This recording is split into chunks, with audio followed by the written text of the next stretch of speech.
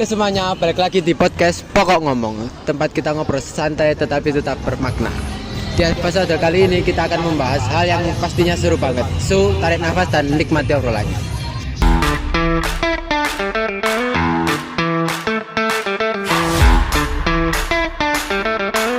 Di sini saya akan membahas topik tentang Kota Mojokerto bersama saya sendiri Nandito Rinjara Al-Ghifari dan bersama rekan saya Syarina Tiffany Fedrika Ratu, Karma Dika Kurnia Nugroho, Syami Utama, Galang Surya Cipratekno, Galang Rambu Anarki. Kak dengar Kota Mojokerto nih ya, apa yang terlintas di pikiranmu? Mojokerto tuh tempatnya indah banget gak sih? banyak wisata yang bagus gak sih, kayak wisata alam gitu. pemandangannya indah dan alam-alamnya di Canger bagus juga itu ya. Enggak juga pemandangan di alam sih, ada juga kayak tempat industri, khusus industri saja. Menurut kamu Mojokerto tuh kotanya kayak gimana sih? Apa nyaman buat ditinggali atau wisatanya yang bagus-bagus? Menurut kamu gimana? Coba jelaskan. Menurut saya di Mojokerto itu tempat yang aman ditinggalin, terus banyak wisata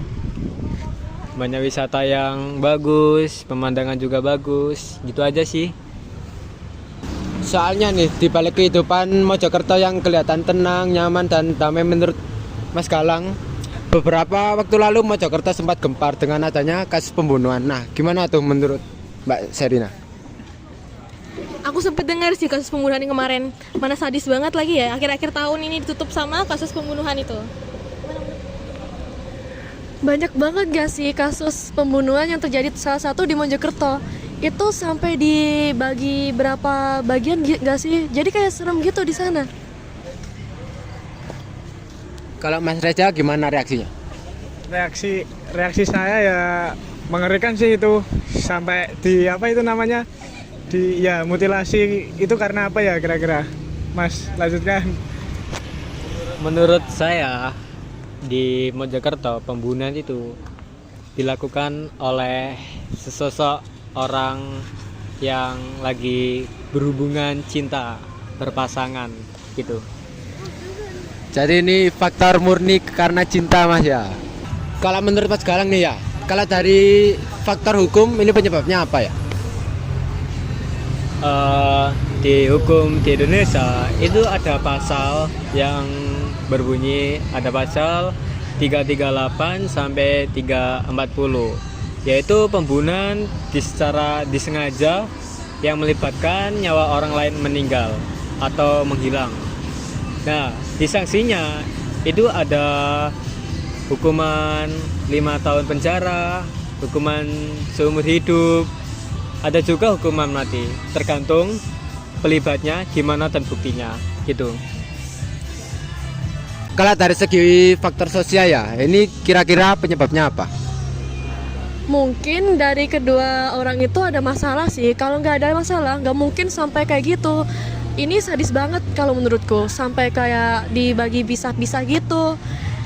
Mungkin dia tuh masalahnya terpendam dari dulu. Nggak mungkin kan kalau masalahnya barusan terus sampai kayak gitu. Mungkin dari dulu yang cewek apa yang cowok terlalu gimana gitu, toksik gak sih? Nah, kalau dari segi sosial udah dijawab nih. Sekarang kalau dari menurut sisi pandang dari seorang psikolog gimana ini? Dari aku ya faktornya kayak tekanan ekonomi, terus depresi, udah gitu aja dari saya, Mas Dito. Terima kasih Mas Reza.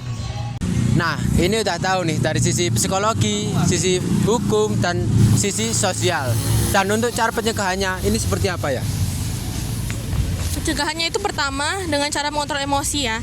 Karena banyak kejadian pembunuhan yang akhirnya terjadi itu diakibatkan karena adanya masalah kecil nih. Awalnya masalah kecil tapi karena terus dibiarkan, dipendam, itu yang membuat masalahnya itu membeludak dan terjadilah kejadian seperti ini.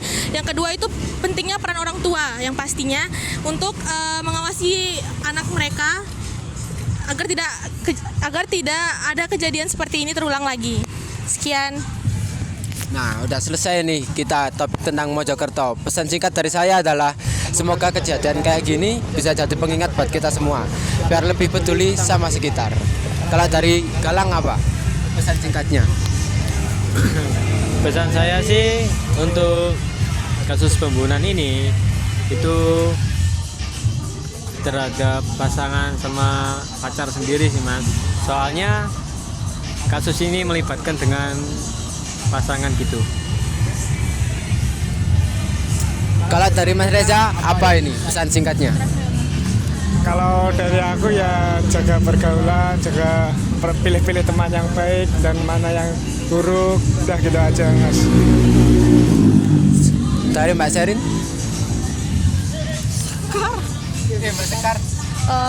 Kalau dari aku sih harus waspada sama orang terdekat, karena orang terdekat tuh belum tentu baik, apalagi orang yang baru kita tuh kenal, apalagi kalau pacar itu kan baru kenal kan kita, jadi jangan terlalu percaya sama cowok gitu sih menurutku sebagai pandangan cewek ya.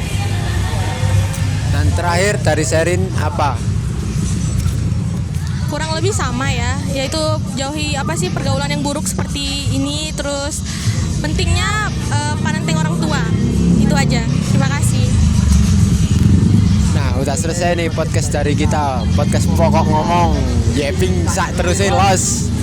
Kita tutup podcast kali ini. Semoga kita mendapat hasil nilai ujian yang sangat bagus. Amin ya rabbal alamin.